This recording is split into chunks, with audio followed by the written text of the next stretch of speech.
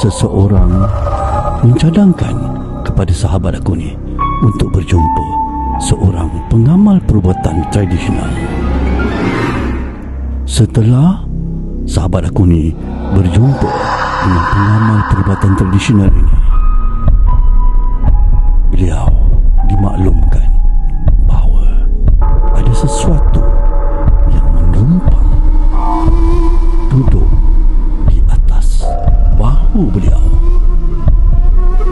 Perkara ini seolah-olah seperti tidak masuk akal bagi sahabat aku ni.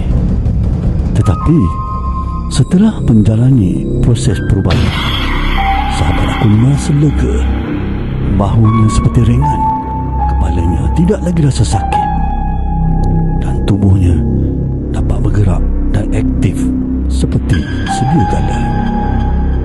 Dan apa yang lebih memeranjatkan lagi, apabila pengamal perubatan ini memberitahu sahabat aku, kalaulah sahabat aku ni boleh melihat makhluk atau sesuatu yang menumpang duduk di bahagian bahu dirinya itu, tentunya sahabat aku ini akan terperanjat dan terkejut. Apa yang dimaksudkan oleh pengamal perubatan ini? Sahabat aku pun bertanya. Pengamal perubatan ini membuat satu lukisan menunjukkan kepada sahabat aku bagaimana keadaannya makhluk ini sewaktu duduk atau menumpang di atas bahu sahabat aku ini.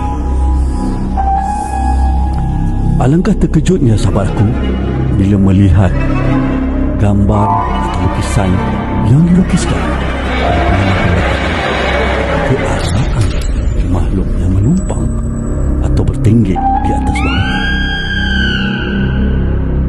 Suatu bercerita, sahabat aku ini melukiskan kembali lukisan yang digambarkan atau dilukiskan oleh pengamal perubatan itu.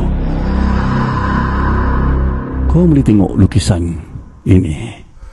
Ini situasi yang digambarkan makhluk yang dikatakan menumpang di atas bahu sahabat aku ini.